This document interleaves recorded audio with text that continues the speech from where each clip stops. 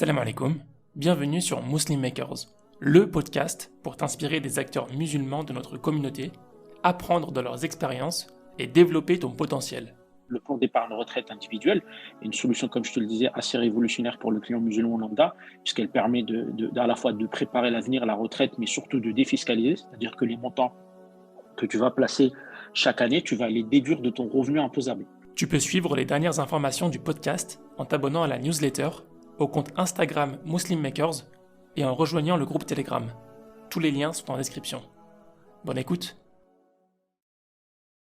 Bismillahirrahmanirrahim. Salam alaikum wa rahmatullah Hassan. Wa alaykoum salam wa rahmatullah. Comment vas-tu? Ça va très bien, Allah fait qui toi?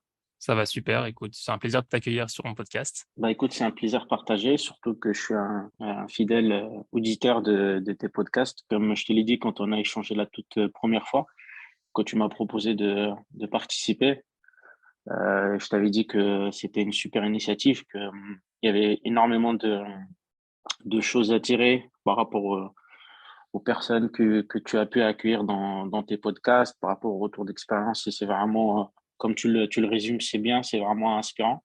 Et donc, pour moi, c'est à la fois un plaisir et un honneur d'être avec toi aujourd'hui et de participer à ton podcast.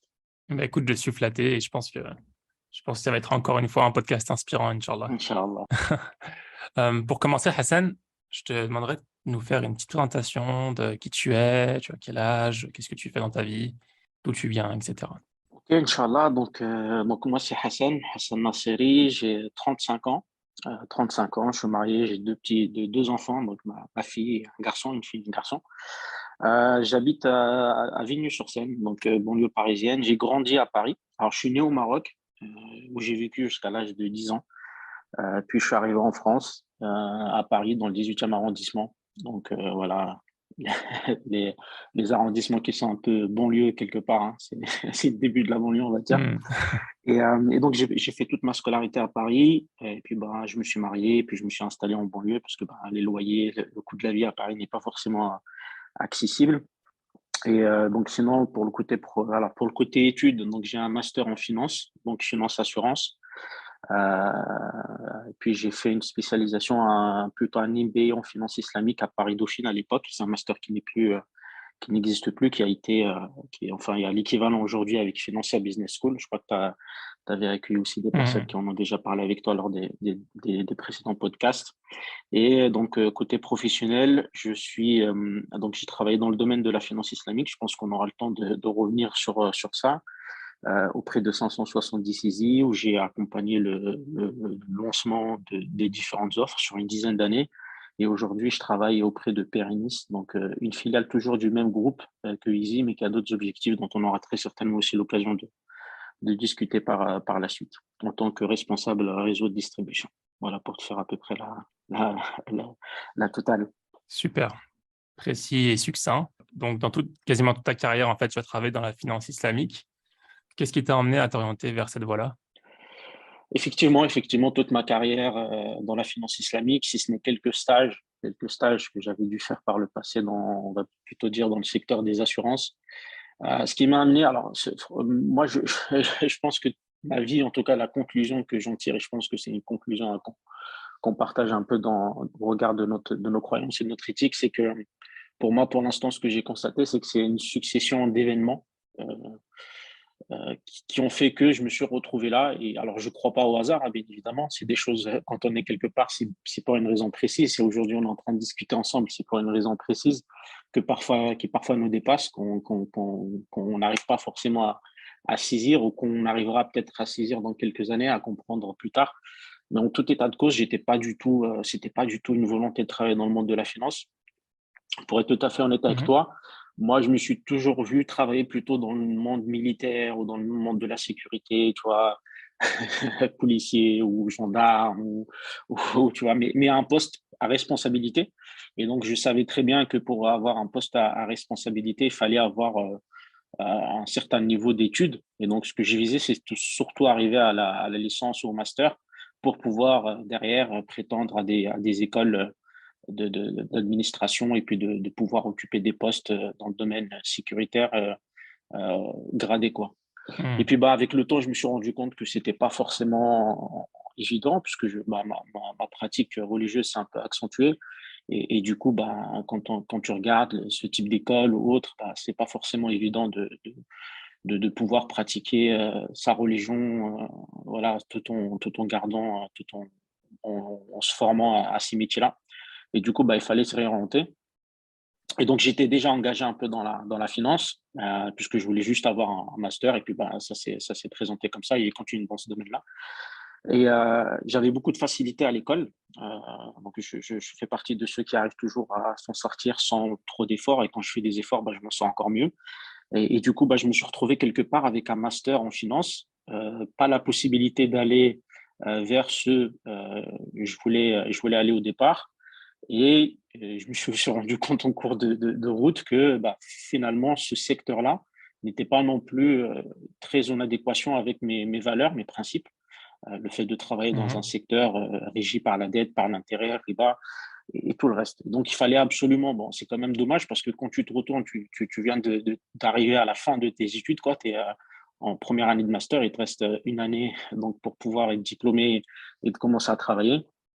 Et puis finalement, tu te rends compte que le domaine dans lequel tu as étudié ne va pas forcément t'offrir la carrière que tu espérais parce que ça ne colle pas forcément avec tes principes. Et Mhm. c'est pour ça que c'est une succession comme ça, tu vois. Quand je regarde, je me dis, en réalité, c'est un enchaînement quelque part. Sans le vouloir, je me suis retrouvé là, à ce moment-là. Et en fait, c'est tombé au moment où je cherchais un stage. Mhm. C'était la création et 570 Easy. Donc, tu as déjà eu l'occasion d'accueillir dans tes podcasts Anas Patel, qui est le fondateur, avec qui je travaille maintenant depuis le début de ma carrière, en réalité, qui venait de créer Mhm. 570 Easy avec Amina Daoud, que tu connais aussi. Et en fait, c'était au tout début, c'était les prémices, c'était le tout premier dossier. Ils avaient réussi à convaincre une banque française de faire un financement immobilier conforme à l'éthique musulmane par lequel une banque accepte d'acheter un bien, de devenir propriétaire d'un bien avant de le revendre à un client moyennant un bénéfice et une facilité de paiement. C'était sur, je crois, 5 ans, des sommes assez vertigineuses parce que bon, c'était un footballeur. Mais l'idée, c'était vraiment plus Mhm. d'ouvrir la brèche et de montrer que c'était faisable, qu'on pouvait faire ce type d'opération et qu'il n'y avait pas de blocage ni administratif, ni fiscal, ni réglementaire, que c'était surtout une question de volonté. Et du coup, Donc 570 saisie, juste pour ceux qui oui, ne connaissent pas rapidement, c'est une agence qui permet de... Enfin, à l'époque, en tout cas, c'était focalisé sur ça, oui. d'acheter un bien immobilier sans passer par le crédit bancaire. C'est ça, hein. Exactement, exactement. Au tout départ, c'était ça, c'était vraiment structurer des produits financiers conformes à l'éthique musulmane pour que le client français lambda puisse avoir cette alternative-là. Et le besoin, au 570 effectivement, a toujours essayé de répondre aux besoins de la clientèle. Et donc, le premier besoin aujourd'hui, quand on discute avec quelqu'un qui souhaite avoir des moyens de financement alternatifs, c'est de devenir propriétaire de son bien immobilier. Donc, ils ont commencé par ce bien-là. Après, effectivement, entre-temps, il y a d'autres solutions, peut-être on aura l'occasion de revenir dessus, qui se sont développées, mais effectivement, c'est ça. Et donc voilà. Mhm. Et donc, moi, ça tombait bien, il fallait que je fasse un stage dans le domaine de la finance. Et donc, 570 est venu de se lancer. Et du coup, j'ai commencé un peu à les harceler avec mes CV. Je me déplaçais à chaque fois partout où ils se trouvaient, partout où il y avait une conférence ou un événement, j'y allais quoi, en leur disant, bon, les gars, vous êtes dans la finance islamique, moi, je vais être diplômé en finance, il faut qu'on travaille ensemble, quoi. Donc, du coup, ils ont fini par accepter. Ils ont fini par accepter. Et depuis, j'ai réussi à devenir quelque part indispensable à l'entreprise que j'ai accompagnée. Donc, j'étais devenu le premier salarié à l'époque. Je suis rentré en tant que stagiaire, puis on a fait de l'alternance avec le master de Dauphine. Puis j'étais le premier CDI en tant que chargé de clientèle. Puis j'ai gravi un peu les échelons de la société en passant en responsable commercial, puis directeur commercial, puis j'ai fini directeur général délégué de la société. Et puis maintenant, j'ai quitté cette entreprise pour rejoindre une filiale du groupe pour reproduire à peu près le même schéma, accompagner la structuration commerciale de la distribution des solutions, des nouvelles solutions qu'on est en train de mettre en place. Très bien, d'accord. On va revenir un peu sur tout ça, hein, mais Oui. d'ailleurs, j'avais juste une petite curiosité. Et j'avais oublié de demander à Anas Patel à l'époque, mais le nom 570 Easy, tu sais d'où ça vient? Ouais, je sais d'où ça vient. C'est effectivement, c'est une question que ça me rappelle les salons du Bourget, les salons quand on se déplaçait, que les gens me demandaient, ça veut dire quoi 570 Easy? Alors en fait, 570 Easy, il y a plusieurs petites anecdotes. Alors le 570 Easy, bon, il y a une divergence, mais c'est l'année de naissance du prophète alayhi salatu wassalam, donc soit 570, soit 571. Donc là, pour le coup, on a plutôt Mhm. retenu 570. Et après, bah, il y a d'autres principes. Le 5, c'est pour les 5 piliers de notre belle religion, qui font aussi référence aux 5 principes de la finance islamique. Euh, le 7, c'est pour les 7 cieux, et pour le 0, c'est le zéro riba, c'est le fait de développer des solutions qui ne contiennent pas de l'intérêt. Donc voilà, et le easy, c'est un petit jeu de mots, un peu anglais, un peu français, pour dire que c'est facile, qu'au final, c'est pas si compliqué que ça de faire de la finance conforme à l'éthique musulmane en France et de façon générale dans le monde. D'accord, bah écoute, j'apprends quelque chose, les auditeurs aussi, je pense. Donc tu as passé 10 ans chez 570 Easy. Qu'est-ce que tu as pu retenir de cette histoire avec eux? Bah, beaucoup, franchement, je pense que c'était une belle école entrepreneuriale. J'avais la chance d'être à la fois salarié, mais l'intérêt de travailler dans ce type de petite structure, ça, c'est bien sûr des avantages et des inconvénients. Pour retenir plutôt les avantages, c'est qu'au final, tu participes vraiment à la vie de l'entreprise. J'ai eu la chance de travailler avec Anas et avec Amine en direct.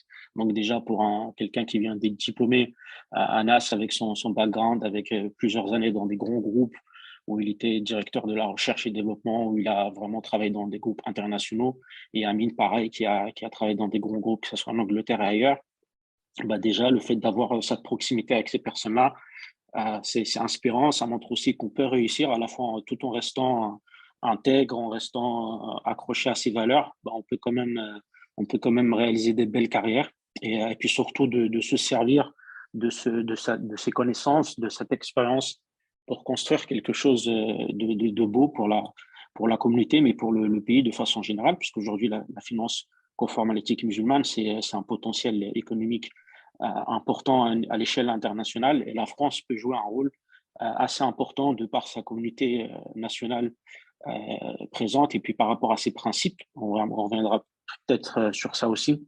Mhm. On sait qu'à chaque crise de 2008 notamment, bah, les grands financiers, à l'époque Christine Lagarde, avaient vanté les mérites de la finance islamique, le fait d'exclure, voilà, de prendre en considération un certain nombre de ratios, notamment d'endettement, de se dire que l'argent n'ayant soit pas une marchandise mais un moyen, et que toute opération doit être quelque part adossée à un actif réel ou à un service.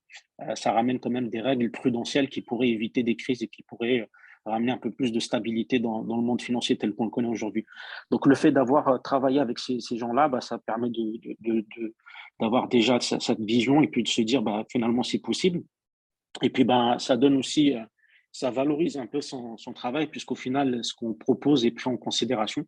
Donc, c'est des gens qui avaient beaucoup d'expérience, mais qui étaient prêts à écouter quand, voilà, moi, petit stagiaire ou petit alternant qui venait juste d'être diplômé, je participais à des réunions, parfois avec des grandes banques ou même en interne, et on écoutait ce que j'avais à dire, ce qui n'était pas forcément le cas de mes collègues avec qui j'étais en classe et qui me racontaient un peu voilà, qu'ils étaient à la photocopieuse ou qu'ils étaient à l'accueil et qu'au final, personne n'écoutait trop ce qu'ils avaient à dire.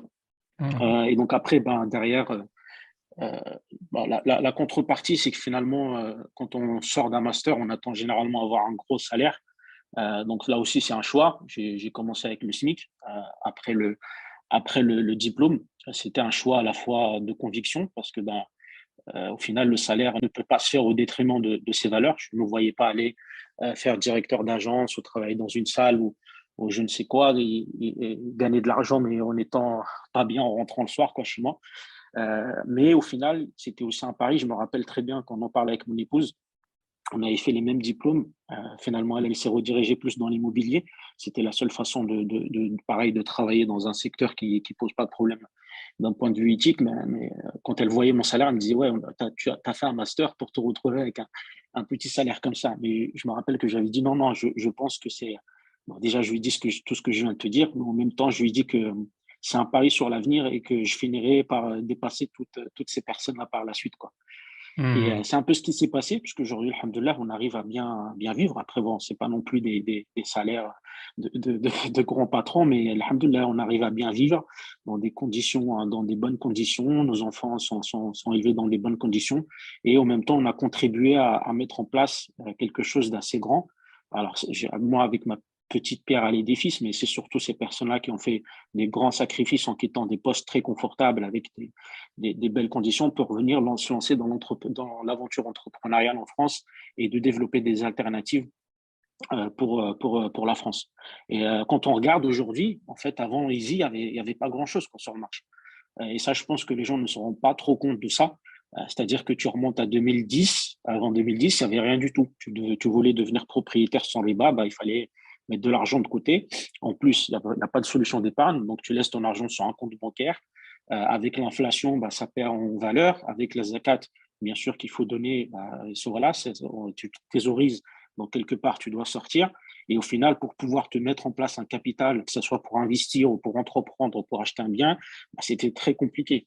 Aujourd'hui, voilà, on va dire 10 ans ou 12 ans plus tard, il y a quand même des solutions d'épargne, des solutions pour devenir propriétaire sans riba et plein d'autres choses qui sont en train de se mettre en place. Donc, c'est quand même quelque chose dans un laps de temps assez court qui reste assez extraordinaire par rapport aux moyens qu'on avait d'entrepreneurs. Ce n'est pas un grand groupe qui arrive avec des grands fonds et qui se lance dans le domaine de la finance islamique. Mhm. Donc voilà, très, très, très enrichissant et ça prouve quand on a de la volonté, quand on travaille avec eux aussi avec conviction quand la NIA est bonne, généralement, ça finit toujours par payer. Ça prend un peu plus de temps, il faut de la patience, mais ça finit toujours par arriver au bout. Mhm. Merci pour ton partage, Hassan. Alors moi, je m'initie humblement à la finance islamique un peu de loin, je regarde un peu ce qui se passe et j'ai pu interviewer aussi beaucoup d'acteurs dans la finance islamique, donc je commence un peu à connaître un peu les mots-clés et ce qui se passe. Et je suis aussi ce qui se passe à l'étranger dans la finance globale. De mon regard extérieur, ce que je vois, c'est que, en tout cas en France, pour tout ce qui est épargne chez les musulmans, il y a deux gros challenges, on va dire. Déjà, de manière générale, les Français et encore plus en particulier, je pense, les musulmans sont pas très éduqués en termes d'investissement, parce que c'est pas quelque chose qui est naturel, qui nous a été transmis, c'est pas quelque chose dont nos parents s'occupaient vraiment. Et la deuxième chose, c'est le challenge aussi pour créer tous ces produits financiers conformes à l'éthique musulmane. Je ne sais pas si toi, tu es d'accord avec cette observation et si tu as pu voir d'autres challenges pendant ces dernières années. Non, non, bah, je partage complètement. C'est pour ça, je pense qu'après avoir reçu toutes les personnes que tu as reçues, je pense que maintenant tu commences à devenir un expert de la Peut-être finance, pas un expert hein, de la finance islamique, parce que en il y a quand matière. même eu du beau monde, hein, machallah, qui est passé dans tes podcasts. Et en plus, à chaque fois, tu posais des questions très pertinentes. Donc, j'espère que tu vas pas me poser des questions au piège, hein. Mais, sinon, je partage complètement ton analyse. Je partage complètement ton analyse. Je pense que le problème de l'éducation financière, il est pas que lié à la communauté musulmane, c'est un problème français de façon générale.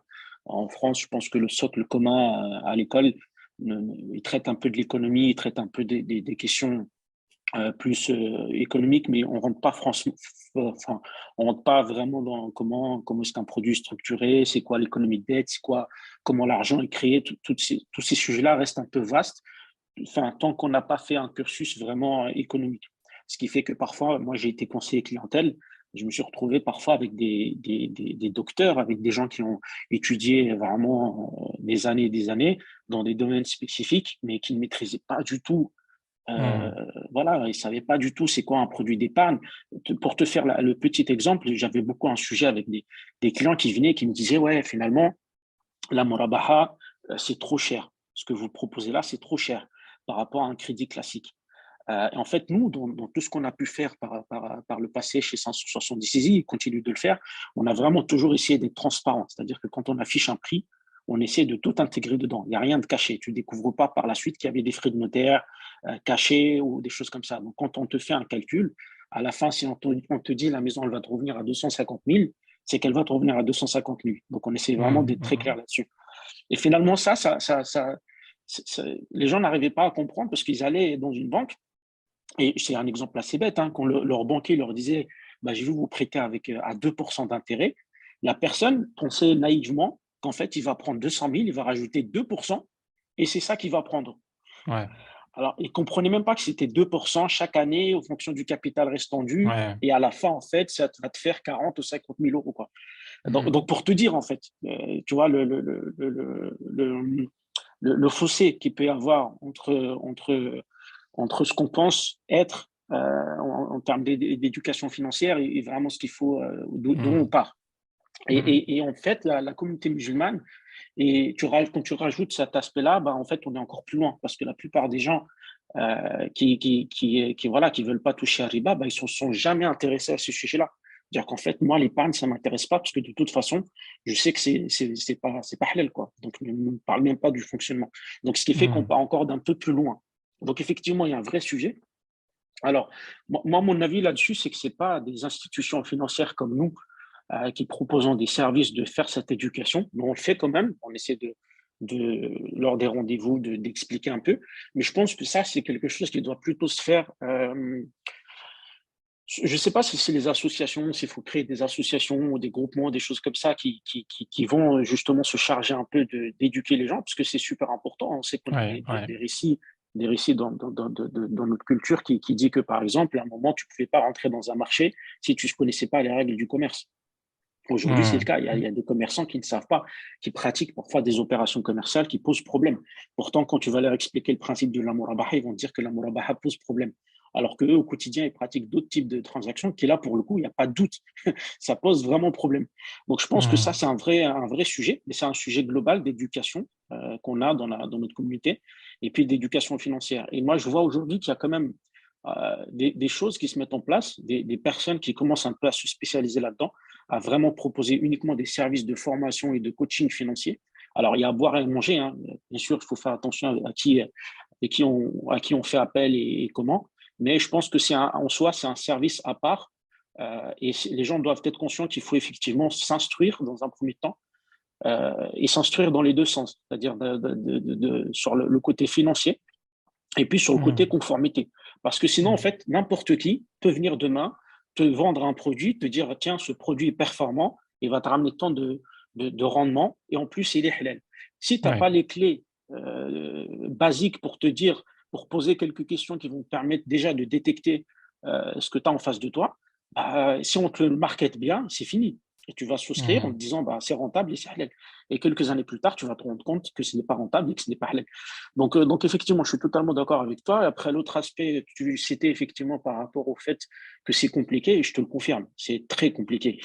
C'est pas juste compliqué, c'est très, très compliqué. C'est pour ça que quand je t'ai dit tout à l'heure, je salue comment dire, l'abnégation de Anas et de Amin et de tous ceux de façon générale qui essayent de mettre en place des solutions parce que c'est pas facile. Et moi, pour le coup, j'ai vu ça de près, j'ai contribué aussi, j'étais dans des réunions où il fallait préparer tout ça, et j'ai vu des acteurs venir et des acteurs partir. Et on voit très bien que seuls ceux qui restent, c'est ceux qui viennent, bien sûr, il faut gagner sa vie, il faut vivre de ça, mais qui viennent avec quelque chose en plus, c'est-à-dire cette volonté de vraiment contribuer à quelque chose, de mettre en Mhm. place quelque chose. Et quand on Ouais. n'a pas ça aujourd'hui dans le domaine de la finance conforme à l'éthique musulmane en France, si on n'a pas ça, si on vient juste pour se dire il y a un marché, il y a peut-être aller entre 3 et 10 millions de clients potentiels en France, ça dépend de quel chiffre on retient, bah, ça marche pas. Ça marche pas Ouais. parce que c'est trop compliqué. C'est Mhm. très compliqué.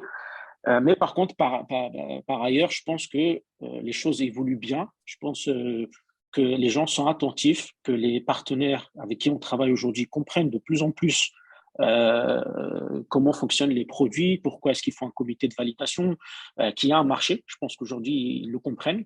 Et ça, je pense pareil, c'est à nous, en fait. Là, je parle plus en tant que musulmans français, c'est à nous, en tant que consommateurs, de faire en sorte à ce que ces produits-là, lorsqu'ils se lancent, rencontrent le succès. Parce qu'en fait, aujourd'hui, nous, quand on va discuter avec des partenaires et qu'on leur dit, tiens, il faudrait développer un nouveau contrat d'assurance auto-conforme sur le principe du takaful, ou tiens, l'assurance habitation, ça pourrait marcher, ou tiens, il faudrait qu'on lance un plan d'épargne entreprise ou un plan d'épargne en action conforme, bah, ils te disent, OK, montre-moi tes chiffres. Tu as lancé un produit l'année dernière, combien tu as collecté? Combien de personnes ont souscrit? Ah, 100? Ouais, ton truc, ça va pas trop marcher.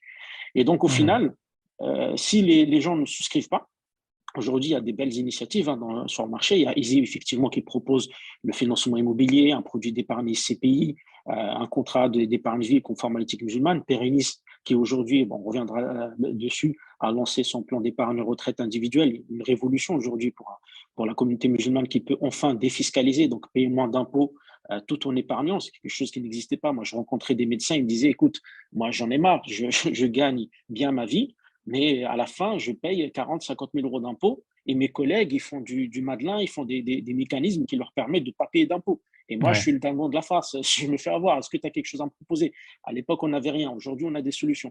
Mais voilà, il ouais, faut que ces solutions-là, bien sûr, je reviens à ce que je disais tout à l'heure, il faut vérifier que ces solutions-là sont conformes, que ces solutions-là conviennent bien à la personne d'un point de vue financier, risque de perte en capital et tout ce qu'il faut, et que ça s'inscrit dans une stratégie patrimoniale. Mais lorsque ces cases-là sont cochées, ben, il faut y aller. Il y a aussi des initiatives comme Sakina Takaful. Je crois que tu ouais. avais accueilli Azdin qui a présenté ça.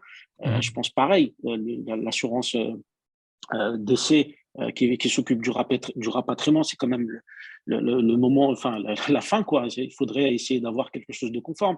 Alors, je ne me suis pas encore renseigné sur la conformité, mais j'ai confiance en Azdin. Je pense que son produit est conforme et les consommateurs feront le travail nécessaire. Mais voilà, aujourd'hui, il y a des belles initiatives, il y a des produits, et ces produits-là, ils doivent être, comment dire, ils doivent être souscrits pour que derrière, nous, les acteurs puissent convaincre encore d'autres partenaires. Et en fait, l'idée, c'est que demain, que tu puisses rentrer dans une banque ou dans un cabinet de courtage ou dans ce que tu veux, et que derrière, aujourd'hui, comme quand on rentre chez Carrefour ou chez Leclerc, je ne sais pas si tu as aussi, comme à la télé, tu sais, il faut citer toutes les marques pour pas avoir de problème. Quand tu rentres chez eux, ben, tu as un rayon halal, tu vois. Tu as un rayon halal où tu peux aller chercher des produits certifiés AVS que tu peux aller prendre et rentrer chez toi. Ça n'existait pas il y a quelques années. Ben, demain, il faudrait qu'on ait la même chose, que tu puisses rentrer dans une banque et que tu as un rayon ou un corner où tu peux aller prendre une assurance auto Takaful, où tu peux aller souscrire un produit d'épargne certifié, conforme, que ça soit pour toi ou pour un client non musulman. Et aujourd'hui, il y a quand même on reviendra peut-être aussi là-dessus, les principes de la finance conforme à l'éthique musulmane peuvent intéresser d'autres clients qui ne sont pas forcément animés par cet Ouais, aspect ouais, conformité, ouais, qui peuvent être animés par d'autres aspects de ouais. diversification, de résilience à période de D'éthique crise. ou d'autres choses. Et- exactement, Ok. exactement. Et donc ça, aujourd'hui, c'est l'objectif. Mais pour ça, il faut que, faut que les gens adhèrent à ces produits-là. Ouais. Et puis voilà. Alors, on va revenir sur un peu tous les différents produits que vous proposez chez Perennis, hein, et sur le lien qu'il y a avec 570 Easy un peu plus tard. Mais avant ça, pourquoi est-ce que c'est important pour la communauté musulmane, ou même pour n'importe qui, en fait, hein, d'investir son argent? Bah, en fait, c'est important pour différentes raisons. Je pense que, alors, je suis pas savant, hein, je m'improvise pas du tout savant ni expert, mais je pense que l'un des principes quand on parle avec les savants et qu'on essaie un peu de comprendre le principe de Zakatul Mal, en fait, le Zakatul Mal, c'est quelque part une punition qui vient. Alors, c'est un impôt purificateur, mais un de son aspect, c'est aussi le fait de empêcher la thésaurisation. C'est-à-dire que l'argent qui circule dans l'économie est beaucoup plus bénéfique aux pauvres que l'argent qui dort sur un compte et les 2,5% que tu dois leur donner si tu dépasses le montant imposable. Donc ça, déjà, c'est le premier principe. C'est-à-dire qu'en fait, c'est des principes de base économique. Quand on échange, quand on investit, quand on fait travailler son argent, bah, ça crée de la valeur, ça crée Donc, de l'emploi, l'argent ça qui crée de la bouge est richesse. mieux que l'argent qui ne bouge pas, en fait. Exactement, exactement, exactement. Donc déjà pour les autres avant tout, et pour soi aussi, parce que quelque part, quand on va investir cet argent, bah, au final, on va aussi attendre une contrepartie. Et dans le monde globalisé dans lequel on est aujourd'hui, et surtout dans l'économie de dette dans laquelle on est, bon, je pense que tu as vu, hein, il y a des pays aujourd'hui où on a des inflations à 30 ou 40%. Bon, nous, en Mhm. Europe, on est encore à 9-8, mais très simple, c'est pour pas rentrer dans des principes économiques trop compliqués. Quand on a un taux d'inflation à 9%, ça veut dire que ton argent perd de sa valeur chaque année à peu près de ce montant-là. C'est-à-dire que ce que Mhm. tu pouvais acheter l'année dernière, bah, tu ne pourras plus acheter la même chose cette année. C'est-à-dire qu'il te faudra rajouter 9% de plus pour acheter à peu près la même chose. Ouais. Donc, le fait de laisser ton argent dormir, déjà en tant que consommateur, en tant que citoyen lambda, bah, ça perd de l'argent, ça perd de la valeur, pardon. Et toi, tu rajoutes encore les 2,5% de zakat al-mal qui viennent. Donc, Mhm. tu as encore un peu plus. Et en plus, quelque part, tu n'es pas dans l'esprit, l'esprit islamique de comment tu dois gérer ton argent et que tu ne dois pas le thésauriser. Donc, si on met un exemple concret pour que les gens puissent comprendre, si par exemple je mets de côté, on va mettre une petite somme, hein, disons 100 euros, 100 euros, j'ai 100 euros de côté que je laisse dans mon compte pendant un an. Et disons que l'année d'après, voilà, je regarde mon argent 100 euros. Au début de l'année, avec ces 100 euros, je pouvais acheter, disons, 100 baguettes. Et à la fin de l'année, je C'est peux en ça, acheter que, je sais pas, 90, 91. exactement. Donc, j'ai Exactement. perdu de l'argent. Et Exact. même si à la fin de l'année, je rajoute 10 euros sur ce compte-là, en fait, je mets de l'argent, mais je peux acheter le même nombre de baguettes. Mais tu viens de rajouter. Ouais. Exactement. C'est plus exactement. C'est Donc, l'érosion, c'est ce qu'on appelle l'érosion. C'est que hmm. ton argent, en fait, petit à petit, il se déprécie, perd de sa valeur, et donc tu perds de l'argent quelque part de façon passive, en fait. Pour être concret, même si on met une somme un peu plus conséquente, par exemple, en début d'année, cette année 2022, là, disons qu'on avait 100 000 euros de côté et on arrive à mettre 10 000 euros de côté pendant l'année, donc à la fin, on est à 110 000, et ben nos 110 000 valent 100 000. En fait, c'est comme si on n'avait rien mis de côté. Exactement, c'est exactement ça. C'est que chaque année, ça perd de la valeur. Alors, là, aujourd'hui, on est sur des montants assez importants, puisqu'on est dans un contexte Oui, économique et géopolitique compliqué. particulier. Oui. Mais de façon générale, l'objectif au niveau de l'Europe de l'inflation, c'est 2%. Donc, de base, quoi qu'il arrive, normalement, tu perds à peu près 2%. C'est l'objectif, hein. L'inflation, l'objectif en Europe, c'est d'être aux alentours de 2%. Donc Donc, 2% 2% pour plus la n'importe. zakat. Plus la zakat. Donc, on Exactement, en est à voilà. Donc, pour le 4-5% minimum. musulman, voilà, 4,5% minimum. C'est-à-dire qu'en fait, si tu veux juste conserver la valeur de ton argent et pouvoir payer la même chose chaque année, il faudrait que tu trouves des alternatives d'investissement, de placement, d'épargne qui te ramènent à peu près l'équivalent. C'est-à-dire on va dire deux, parce qu'une fois investi, tu as des avis, mais l'avis majoritaire, c'est que si c'est investi, on reviendra peut-être dessus, c'est pas soumis à zakat, mais en tout état de cause, il faut Selon au moins un l'investissement, oui. produit. Exactement. Il faut au moins que ça te rapporte à peu près 2% pour pouvoir juste conserver la valeur de ton argent, quoi. Hmm. Donc, tu as évoqué l'importance de l'argent qui travaille, qui est mieux que l'argent qui dort, le fait que ça perde de la valeur chaque année, donc c'est mieux d'investir. Est-ce qu'il y a d'autres points d'importance? Bah, l'important, c'est pareil, c'est tout à l'heure, c'est que ce que je disais, c'est que quand il y a des solutions, bah, il faut souscrire, il faut adhérer parce que ça permet de développer d'autres solutions. Les gens aujourd'hui Hmm. veulent beaucoup devenir propriétaires. Aujourd'hui, il y a uniquement 2 banques en France qui proposent des produits conformes à l'éthique musulmane en termes de financement. Moi, aujourd'hui, j'ai plein de gens qui m'appellent parce que bah, soit ils m'ont connu par le passé, soit ils m'ont vu sur LinkedIn ou autre, et qui me disent, ouais, je veux lancer mon entreprise. Est-ce que vous proposez des financements conformes à l'éthique musulmane pour les entreprises? Ça n'existe pas encore, mais ça ne veut pas dire que ça ne peut pas exister. Mais pareil, ces gens-là, j'essaie de leur expliquer qu'au final, il faut que tout le monde, alors pas tout le monde, mais en tout cas ceux qui ont les moyens, ceux qui ont envie d'épargner, ceux qui ont la situation comment dire, et les disponibilités pour, adhèrent aux solutions qui existent aujourd'hui pour que derrière, on puisse développer d'autres solutions. Parce que nous, les cahiers des charges, ils sont prêts. C'est-à-dire que nous, au niveau de Easy et de Perinis, et du groupe ConnexCap de façon générale, on a dans les tuyaux plusieurs produits. Hmm. Demain, si on a une banque qui souhaite vraiment développer ces solutions-là, on peut les développer sans problème. C'est-à-dire que tout est prêt. Et on travaille avec un comité de savants, donc la CERFI, avec Cheikh Mohamed Patel, Cheikh Zakaria Siddiqui, Cheikh Mohamed Bachir Oudsas, qui se charge de vérifier nos produits, de vérifier le cahier des charges, avec qui on met à chaque fois les solutions qui sont validées avant de les mettre sur le marché et qui sont auditées par la suite. Je veux dire, tout est prêt. Mais par contre, il faut les partenaires. Et les partenaires, bah, il faut leur montrer qu'il y a un marché.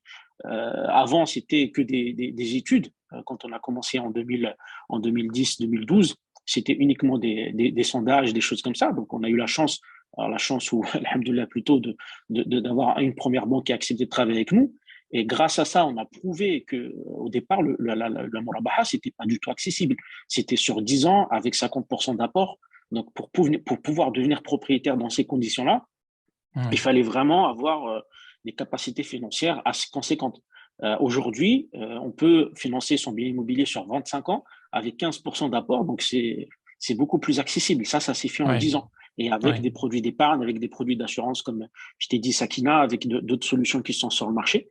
Mais il y a encore plein de choses à faire, notamment pour les entrepreneurs, pour les entreprises, pour les mutuelles, voilà, pour toutes ces choses-là. Il y a encore des choses qu'on peut mettre en place. Et pour ça, bah, c'est important de Hmm. montrer en fait que le client musulman lambda souhaite avoir des alternatives et que quand il y a des alternatives qui sont mises sur le marché, elles sont plébiscitées, elles rencontrent sur leur marché. Et c'est que comme ça qu'on va réussir à convaincre d'autres partenaires. Moi, je vais te reprendre l'exemple de Perinis. Perinis qui aujourd'hui a déjà 2 produits, enfin 3 produits en un an. Moi, j'ai vécu l'histoire de Easy. Entre le premier financement immobilier Murabaha et le deuxième partenaire qu'on a convaincu, ça a pris 5 ans. Et 5 ans, ce n'est pas 5 ans de passivité, c'est 5 ans de travail acharné de Anas, notamment, puisque c'est lui qui s'occupe de toute la partie institutionnelle, de faire des rencontres, d'aller dans des salons, de construire des cahiers des charges, de rencontrer des gens, d'arriver parfois au dernier moment où tu as quelqu'un du marketing ou quelqu'un du service juridique qui te dit non, ça ne nous intéresse pas, parce que le risque à prendre est beaucoup trop important par rapport aux retombées potentielles économiques qu'on peut avoir. Le premier produit d'épargne, entre le deuxième partenaire et le premier produit d'épargne, la SCPI Faire Invest, qui permet d'investir dans l'immobilier à partir de 1 000 € et de faire travailler son argent. Pareil, ça a pris 3 ans, donc entre 2015 et 2019, je crois, de mémoire. Et le premier contrat d'épargne vie Future Génération Life, accessible à partir de 5 000 € toujours chez Easy, ça a pris entre un an et 1 an et demi. Et là, aujourd'hui, avec Perinis, donc, qui a été lancé en fin 2021, début 2022, on arrive donc à sortir 3 produits en quelques mois. Donc, 2 produits, donc le plan d'épargne retraite individuel, une solution, comme je te le disais, assez révolutionnaire pour le client musulman lambda, puisqu'elle permet à la fois de préparer l'avenir, la retraite, mais surtout de défiscaliser, c'est-à-dire que les montants que tu vas placer chaque année, tu vas les déduire de ton revenu imposable. Ouais. Donc, tu baisses ton impôt et tu prépares ton avenir. Donc, quand même quelque chose d'assez révolutionnaire, notamment pour les personnes qui sont fortement imposées ou même pour les personnes qui veulent préparer leur retraite et bloquer leur argent jusqu'à la retraite. Retraite, gros sujet en France. On ne sait même pas si on va en avoir une. On n'arrête pas de changer l'âge de départ à la retraite. Donc, pareil, typiquement, je reviens sur ta question de tout à l'heure. Pourquoi est-ce qu'il faut épargner? Typiquement, il faut épargner aussi pour ça. Parce qu'au final, on ne sait pas de quoi demain est fait. Bien sûr, on ne sait pas si on va vivre jusqu'à demain, mais ce qui est bien dans ce type de solution, c'est qu'on met de l'argent. Si on est vivant, on le récupère. Si on n'est pas vivant, en fait, il va aux ayants droit. Et ce qui est intéressant, c'est qu'on va pouvoir à la fois structurer sa transmission dans le contrat, c'est-à-dire qu'on va pouvoir dire je veux qu'un tel touche tel pourcentage, en conformité avec l'éthique musulmane, sans devoir passer par un notaire, ce qui est quand même assez extraordinaire. Et par ailleurs, en fait, ils vont toucher cet argent sans droit de succession jusqu'à 152 500 € par bénéficiaire. Ouais, donc, ça permet d'échapper à l'impôt. En plus des 100 000 € habituel, exactement. Exactement, 100 000 € habituels pour les enfants. Donc ça, c'est pour les enfants, ils ont un abattement de 100 000 € et donc on peut rajouter jusqu'à 150 000. Et donc, je te disais par rapport à Perinis, donc Perinis, toute nouvelle structure du groupe qui a été lancée l'année dernière avec comme vocation et comme volonté de démocratiser la finance éthique et faire en sorte à ce qu'elle soit commercialisée partout en France et surtout pas que à la clientèle musulmane. Donc, on se positionne vraiment sur des solutions de conviction avec un positionnement ESG. Donc, on va prendre en considération, lorsqu'on va sélectionner des fonds sur lesquels on va investir, on va regarder l'impact social, environnemental, de gouvernance. Est-ce que les sociétés sur lesquelles on va investir ne polluent pas? Est-ce qu'il y a des politiques salariales qui respectent les droits des gens qui travaillent, et plein de filtres comme ça qu'on va analyser. Et puis, on va rajouter un aspect, le sans dette. Le sans dette, c'est-à-dire qu'on va sélectionner uniquement des capitalisations qui ne sont pas dans le domaine déjà bancaire ou de la dette de façon générale, qui ne pratiquent pas riba, qui dans le fonds de commerce n'est pas la dette, et puis par ailleurs qui ne sont pas endettés au regard des ratios validés au niveau international par rapport à la conformité à l'éthique musulmane. Ouais. Et donc, cet aspect-là aujourd'hui, il permet à la fois de viser la clientèle musulmane lambda qui souhaite épargner de façon éthique, mais il permet aussi de cibler, de proposer des alternatives à des personnes qui souhaitent diversifier leur portefeuille, s'exposer à des choses différentes dont ils ont l'habitude d'investir habituellement. Et puis par ailleurs, en fait, ce qu'on constate, il y a des études qui ont été faites pour montrer que les fonds conformes à l'éthique musulmane, donc qui vont prendre en considération ces notions d'endettement et qui vont exclure les sociétés trop endettées ou les sociétés qui travaillent dans l'environnement de la dette.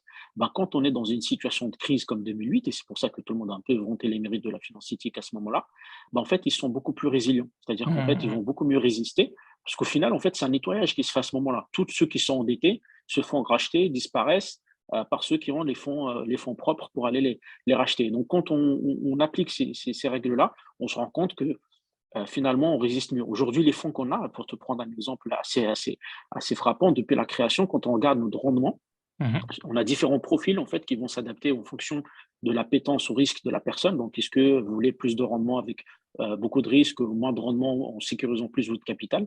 Bah, aujourd'hui, on a des rendements, si on prend la date de création, donc qui est l'année dernière, à la date à laquelle on se parle, nos fonds, ils rapportent à peu près 11% de rendement. D'accord. Ce qui est Ouais, extraordinaire. c'est extraordinaire. Hier, je parlais avec un client qui a souscrit un produit chez nous et qui avait avant ne savait pas que Perinis proposait des solutions comme ça. Donc, il nous a rejoint en cours de route. Il avait ouvert un contrat comme ça pour défiscaliser. Et ben, son contrat, il est dans le négatif. Pourtant, c'est des obligations qu'on lui a mis dedans, c'est-à-dire de l'intérêt de la dette. Normalement, c'est censé quand même performer, mais c'est dans le négatif.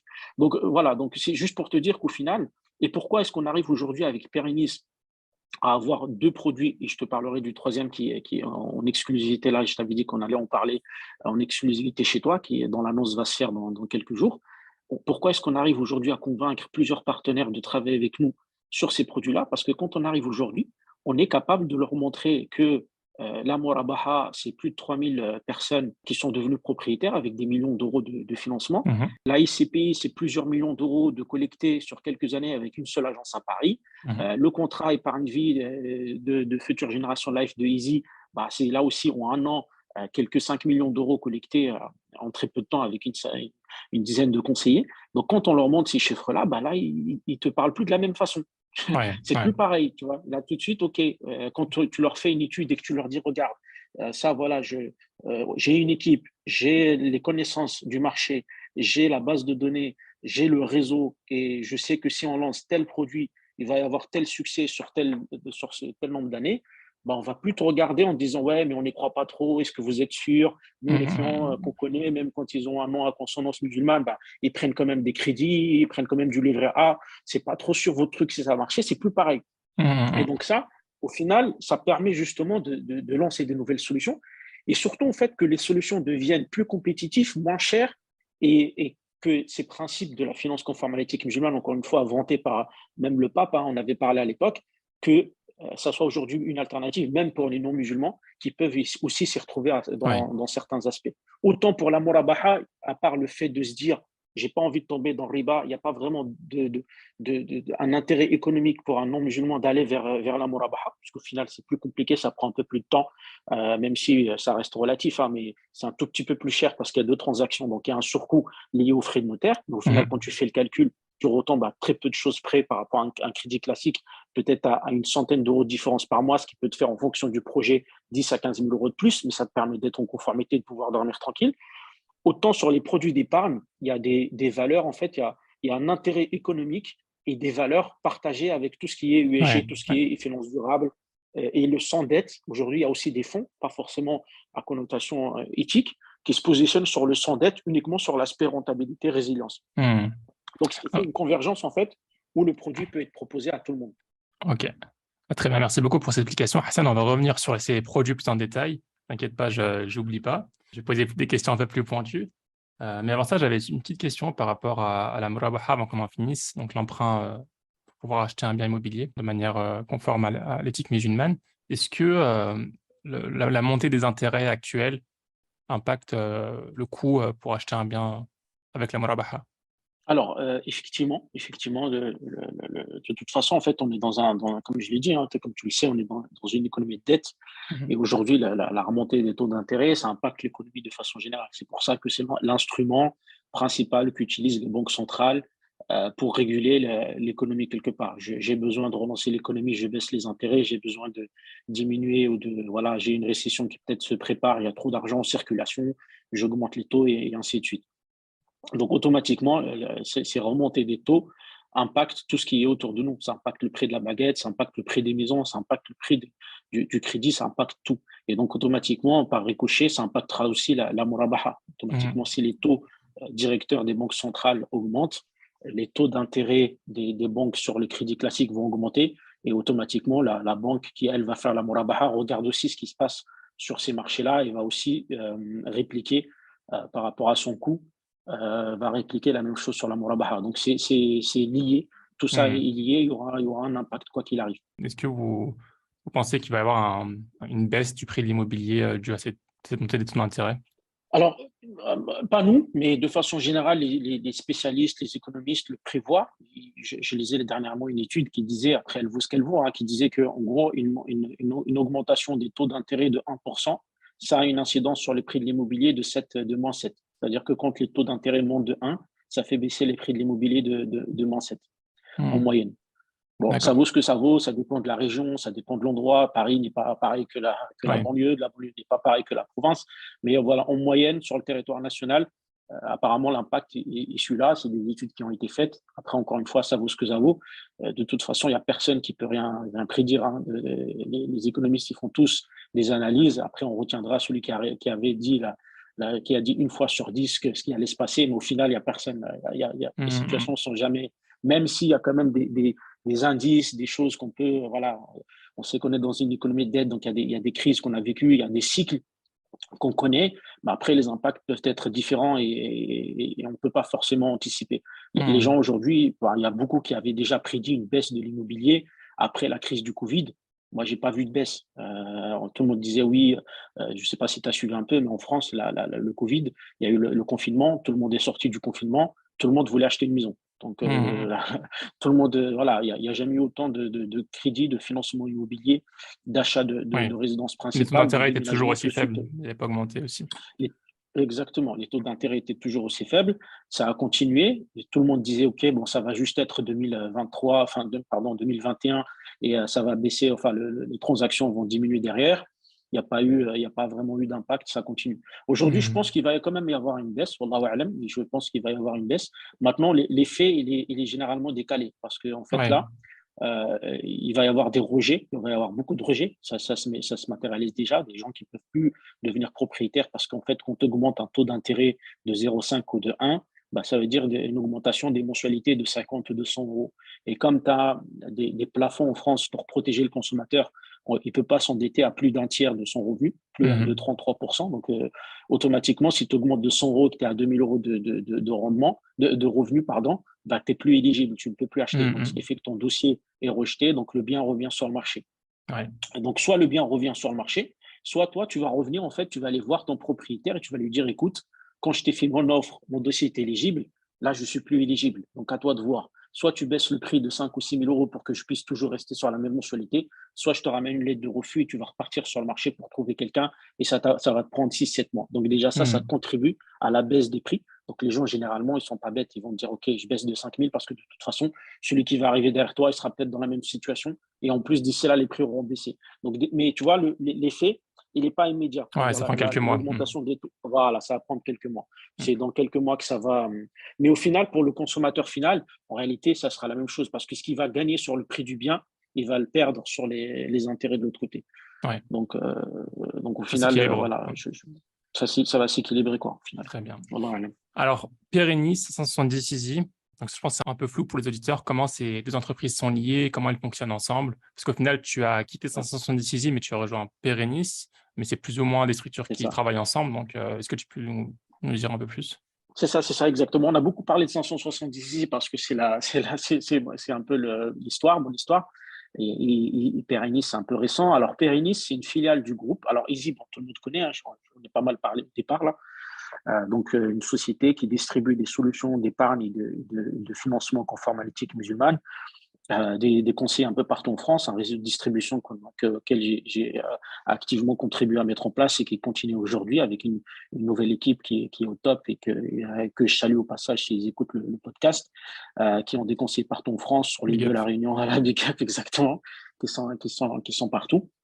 Et donc voilà, de proximité, avec aussi un service patrimonial, une équipe patrimoniale dédiée qui s'occupe plus des hauts clients, notamment les footballeurs de confession musulmane, les médecins, et voilà, donc vraiment quelque chose qui s'adapte aux besoins de chacun en fonction de sa situation, de sa trajectoire et de ses besoins. Et voilà. Et après, Pérénis, c'est une nouvelle filiale qui a été créée l'année dernière, qui fait partie du même groupe, dont le groupe est actionnaire avec une autre société Crystalis, en fait, Crystalis qui est une sorte de robot advisor qui analyse en fait les marchés. C'est une sorte d'outil qui va analyser les marchés financiers, qui va les screener, qui va les chercher, tout ce qui est ESG, tout ce qui est notation financière, en fait, en fonction des critères que tu vas donner, il va aller te sortir les fonds qu'il te faut. Donc, c'est deux anciens de chez Amundi, deux anciennes personnes de chez Amundi qui travaillent dans cette société de gestion, qui l'ont quitté et qui ont décidé de lancer leur propre structure, avec qui on avait travaillé par le passé sur le premier contrat d'assurance vie Future Generation Life avec Easy, et avec qui donc Anas Patel, qui est le président de 570 Easy, a décidé de lancer une nouvelle société qui s'appelle Perinis et qui a pour vocation de structurer des nouveaux produits d'épargne ESG, donc responsable, éthique et responsable, donc impact social, gouvernemental, de gouvernance pardon, et environnementale, et en rajoutant cet aspect du sans dette. Donc l'objectif, c'est de gérer cette épargne-là, de vraiment aller trouver les meilleurs fonds qui respectent ce cahier des charges, qui sont à la fois verts, performants, éthiques et à impact, et de les proposer dans des portefeuilles, dans des enveloppes pour le client, le consommateur lambda. Donc, on a commencé par le plan d'épargne retraite individuelle parce qu'en fait, en 2019, il y a eu une loi qui s'appelle la loi Pacte, qui a pour objectif, pour résumer, c'est une loi assez vaste avec beaucoup de choses. En France, quand on lance des lois, généralement, il y a même parfois des choses qui n'ont rien à faire là-dedans qu'on va glisser pour les faire valider discrètement. Mais là, pour l'occurrence, c'est une loi assez vaste qui a pour objectif, en fait, de faire en sorte à ce que l'épargne des citoyens contribue au financement des entreprises, que l'épargne serve directement les entreprises françaises de façon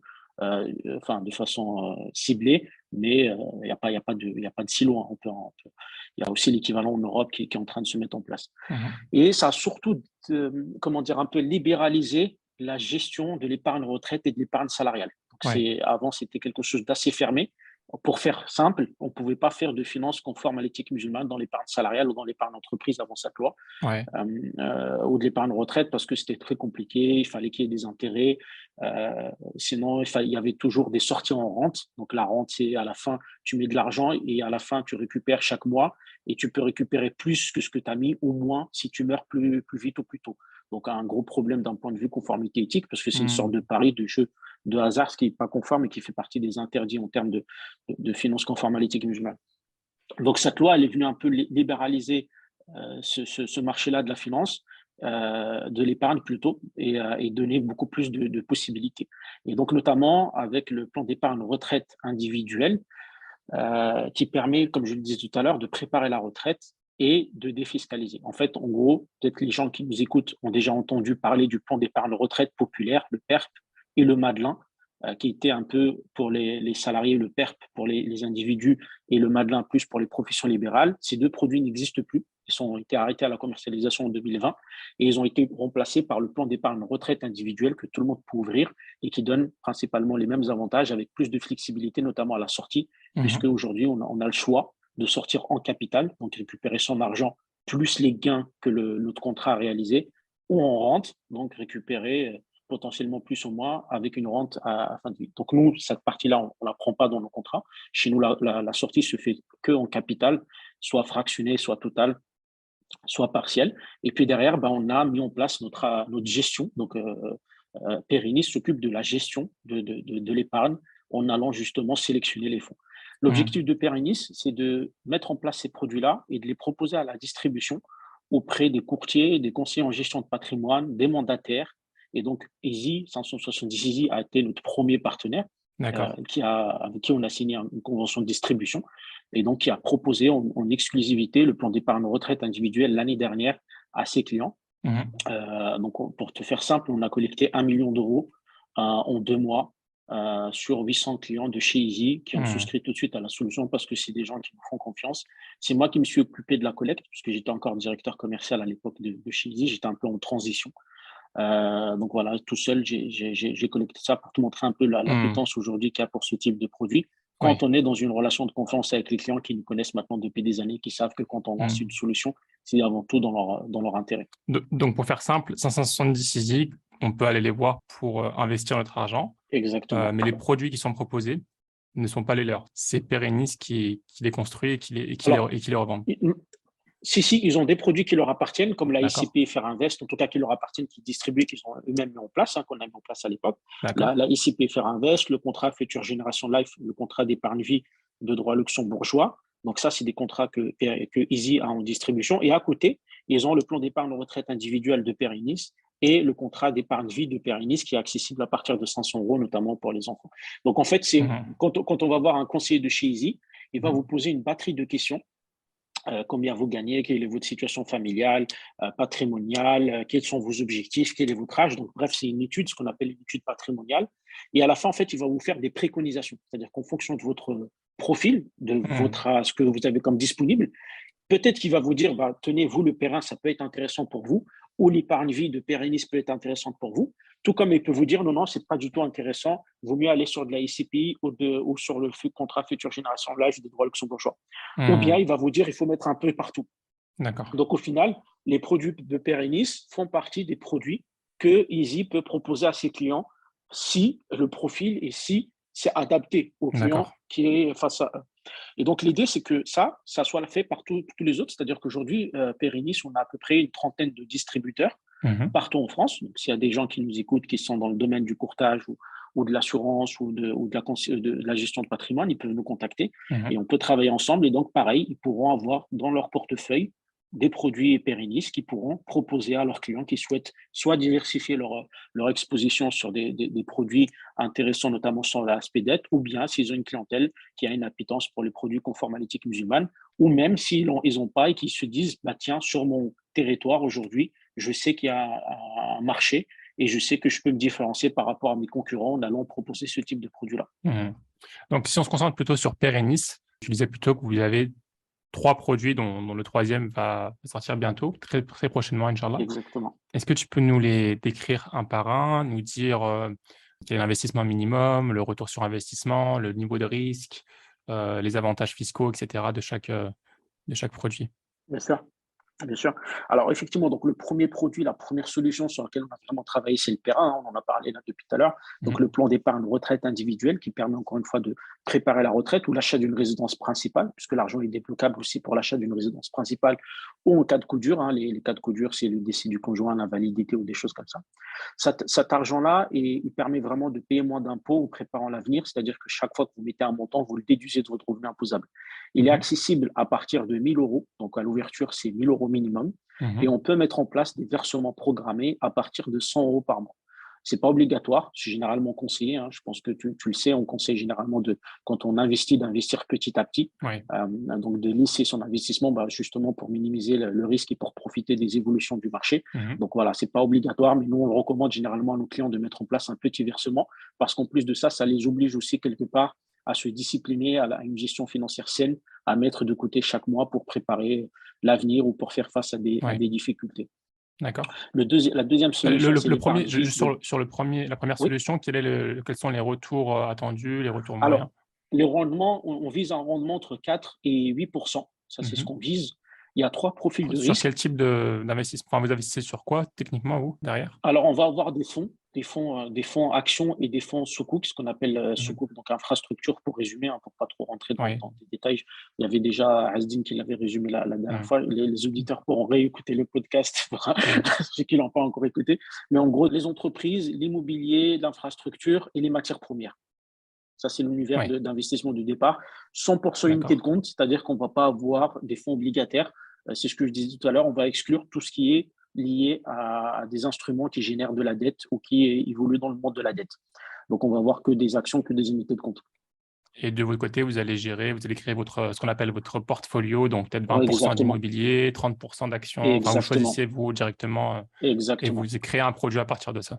Exactement. Nous, en fait, on a mis en place un robot advisor qui va screener les marchés, qui va analyser les marchés, les tendances, et qui va prendre en considération à la fois cet aspect éthique, cet aspect vert, puisqu'on va regarder on va prendre en compte un certain nombre de critères pour être USG, donc tout ce qui est investissement socialement responsable, et on va screener le marché pour aller sélectionner les fonds qui à la fois respectent ça et qui sont performants. Et donc, en fonction de ça, nous, on va réaliser notre allocation qui est dynamique, c'est-à-dire qu'elle Elle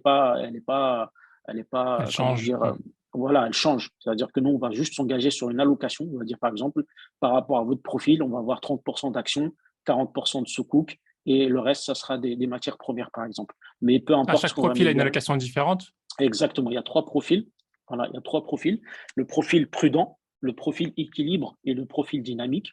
Donc, comme son nom l'indique, le prudent, c'est quelqu'un qui ne veut pas trop prendre de risques. Donc, on va avoir beaucoup plus de sukuk, beaucoup de matières premières et très peu d'actions.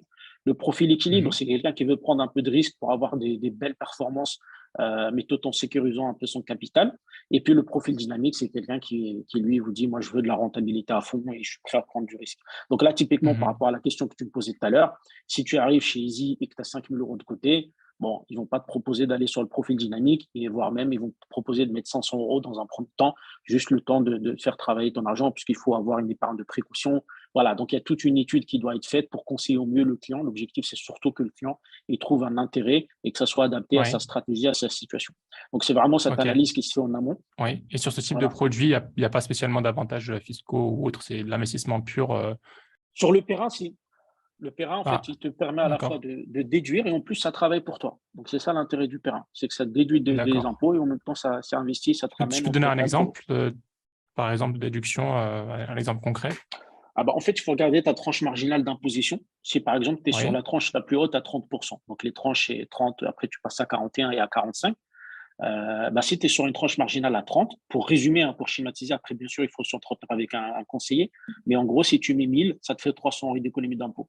Si tu mets 10 000, ça te fait 3 000 € d'économie d'impôt. Donc, tu peux pratiquement complètement éliminer ton impôt. Et en fait, ce qu'il faut garder en tête, c'est que les 3 000, de toute façon, tu les aurais payés. Donc, si tu mets 10 000, c'est comme si au final, tu as mis que 7 000, parce que les 3 000, eux, c'est soit tu les mets pour toi et tu les fais travailler, soit tu les donnes en impôt.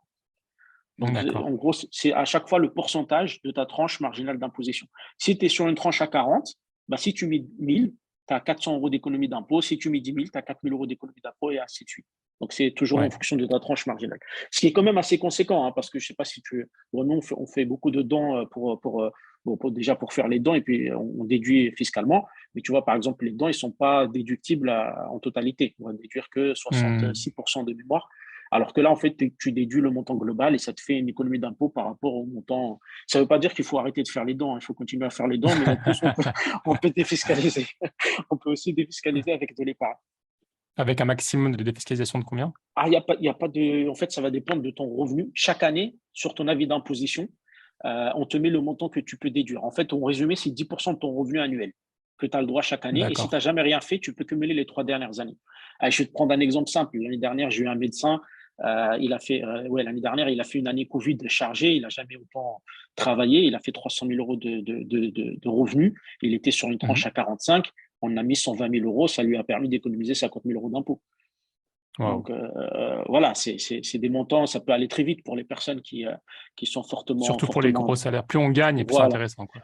Voilà, plus vous gagnez, plus c'est intéressant, effectivement. Et si vous gagnez moins, il y a d'autres solutions qui vous permettent juste d'épargner sans forcément le côté fiscal. Après, bon, il faut garder en tête que c'est bloqué jusqu'à la retraite ou bien pour l'achat d'une résidence principale. Donc voilà, il y a des avantages, il y a aussi des inconvénients. Donc c'est le conseiller vraiment qui va faire l'analyse. Il ne faut pas non plus tout mettre. Il ne faut jamais choisir un produit uniquement pour l'aspect fiscal. Ça, c'est la règle de base qu'on nous apprend quand on fait de la gestion de patrimoine.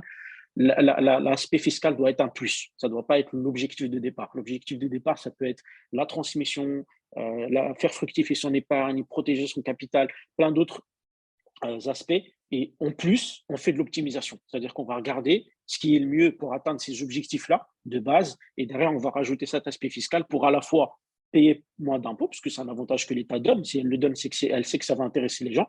Mais aussi à la sortie, comment est-ce qu'on va mieux optimiser tout ça. Et donc ça, c'est toute une étude qui se fait avec les conseillers qui proposent en fonction des objectifs de la personne, de sa situation, le produit, la solution qui est la plus adaptée. Alors ça, c'était le premier produit. Tu me rappelles le nom du premier produit déjà? Alors, c'est le Perrin, le plan d'épargne retraite individuelle. Le Perrin, d'accord. Donc, il y a encore 2 produits. Alors, il y a 2 produits, effectivement. Donc, il y a l'épargne vie, qui est en fait un contrat d'épargne qui bénéficie du cadre fiscal avantageux de l'assurance vie. Donc, ça vous permet de transmettre sans imposition et puis surtout d'avoir des abattements fiscaux sur les gains. C'est-à-dire qu'au bout de 8 ans de détention, vous avez des abattements de 9 200 € pour un couple et 4 600 € pour un célibataire sur lequel vous ne payez pas d'impôt, sur les gains générés, pas sur le capital placé. Donc ça, c'est accessible à partir de 500 €. Donc, on peut l'ouvrir à partir de 500 € et on peut mettre en place des versements programmés à partir de 50 € par mois. Typiquement, c'est aujourd'hui le produit d'épargne le plus accessible conforme à l'éthique musulmane en France. investit sur les marchés financiers. Et donc, typiquement, voilà, les enfants, au lieu de leur ouvrir des livrets A ou des choses comme ça peut être une très bonne alternative pour leur mettre de l'argent de côté, pour leurs études, pour leur avenir et pour les grands aussi. Mais voilà, on commence vraiment bas à 500 euros en ouverture et 50 euros par mois. En termes de gestion financière et de rendement, c'est la même chose. On va avoir à peu près la même stratégie, c'est-à-dire que le fonds est le même et enfin, les fonds sont les mêmes et on va avoir les allocations vont être différentes parce que l'horizon de placement est plus faible. Mais en gros, on va viser aussi un rendement entre 4 et 8% en fonction du profil investisseur. Très bien. Et donc ça, pourquoi est-ce qu'on investirait dans ceci? Donc, ce que j'ai compris pour ce type d'investissement, c'est plutôt pour peut-être ses enfants, un investissement pour ses enfants, pas Ses pour nous, enfants, soi-même, pour en soi-même? fait, Oui. l'argent, c'est si, si, pour soi-même, bah, c'est ce qu'on disait tout à l'heure. Si tu as de l'argent qui dort sur un compte bancaire, ça sert strictement à rien. Si tu n'en as pas besoin dans les 2, 3 ans à venir, que tu vas en avoir dans 5 ans, dans 8 ans, il faut l'investir. Ça ne sert à rien de le laisser là. D'accord, donc l'avantage par rapport au premier investissement, là, on peut retirer l'argent plus facilement. On n'a pas C'est besoin d'avoir de la disponible. retraite ou quoi que ce soit. Exactement. Mmh. Exactement. Là, ça ne donne pas d'avantage fiscal à l'entrée. Il y a un avantage fiscal plutôt sur les gains générés puisqu'il y a des abattements au bout de 8 ans de détention. Mais ça, ce qui est intéressant, Mmh. c'est que demain, tu as un pépin, bah, tu peux retirer ton argent à tout Et moment. Voilà, mmh. tu avais prévu d'investir sur 10 ans, tu en as besoin dans 5, tu peux le récupérer dans 5 ans. Et l'abattement au bout de 8 ans, il est chaque année ou il est juste une fois au bout de 8 ans? Chaque année, ouais, c'est un abattement annuel. D'accord, donc il faudra ouvrir en fait le compte le plus tôt possible pour que ce soit, Exactement, exactement, exactement. Je vois que tu connais très très bien, mais tu fais semblant de ne pas connaître. Effectivement, on dit qu'il faut prendre date généralement. On dit qu'il faut prendre date sur ce type de produit. C'est d'autant plus vrai pour nous. Alors déjà, pourquoi? Parce que quand tu ouvres un contrat d'épargne vie ou d'assurance vie, si tu veux, pour les produits classiques, en fait, on va prendre en considération la date d'ouverture. C'est-à-dire, tu peux ouvrir, par exemple, là, aujourd'hui, un plan d'épargne vie en septembre 2022. Ben, si tu mets rien dans ce contrat-là, si ce n'est les 500 euros d'ouverture, et que tu attends le 20 septembre 2030 pour rajouter 50 000 euros, 60 000 euros, ben, en fait, tu bénéficieras de l'abattement. Parce qu'on va prendre en considération non pas la date du versement, mais la date d'ouverture du contrat. On va prendre l'antérité fiscale de la date d'ouverture du contrat. Ça, c'est la première chose. La deuxième chose, pour nous, en tant que consommateurs musulmans, ben, en fait, c'est super important d'ouvrir dès maintenant parce qu'on n'est pas sûr, enfin, les choses peuvent évoluer dans le futur, on ne sait pas si ces contrats-là vont pas être réformés ou des choses comme ça. Et en fait, quand tu as un contrat, bah, tu bénéficies toujours de l'antérité fiscale la plupart du temps. Par exemple, je te prends l'exemple du Madelin, le Madelin et le PERP. Bah, les Madelin et le PERP, ils sont plus commercialisés, mais les gens qui les avaient ouverts avant, ils les gardent avec leurs avantages. Ils ont le choix de les transférer ou pas. Donc, pareil, si le Perrin évolue sur une fiscalité différente à l'avenir, si la fiscalité est plus avantageuse, on pourra basculer sur ce nouveau mode. Et si elle est moins avantageuse, on peut toujours rester. Donc, c'est pour ça qu'il faut toujours. Et je te reprends l'histoire de l'assurance vie. L'assurance vie, quand ça a été mis en place en France, les avantages étaient beaucoup plus intéressants que ceux qu'on a aujourd'hui. mmh. Ceux qui ont ouvert des assurances vie, c'était pas halal, hein, il ne fallait pas les ouvrir, mais ceux qui ont ouvert des assurances vie dans les années 90, les avantages qu'ils ont en termes de fiscalité, ça n'a rien à voir avec les nôtres. Plus on a avancé dans le temps, plus ça s'est compliqué. Et là, en ce moment, on parle de la fin de l'abondance. Donc voilà, donc vaut Oui. mieux prendre date assez rapidement sur ce type de contrat pour pouvoir profiter des avantages fiscaux lorsqu'on en aura besoin. Peut-être qu'on n'en a pas forcément besoin tout de suite, mais on peut en avoir besoin à l'avenir et je le souhaite à tout le monde. Voilà, pour ceux qui ne sont pas encore fortement imposés, qui soient fortement imposés à l'avenir, Inch'Allah, toujours dans le halal. Très bien. Et donc là, on entre dans le troisième produit, celui qu'on attend tous, en Voilà, exclusivité, bah, le troisième nouveau. produit, exactement, exactement. Bah, moi, je conçois ça comme une révolution quelque part hein, par rapport à ce qui existe aujourd'hui sur le marché. On a réussi, alhamdoulilah, à mettre en place un plan d'épargne retraite collectif et un plan d'épargne entreprise. Donc, ce qui veut dire que demain, vous allez pouvoir, en tant que salarié, proposer à votre employeur de mettre en place un plan d'épargne retraite collectif et un plan d'épargne pardon, entreprise qui peut correspondre à votre éthique, à vos convictions.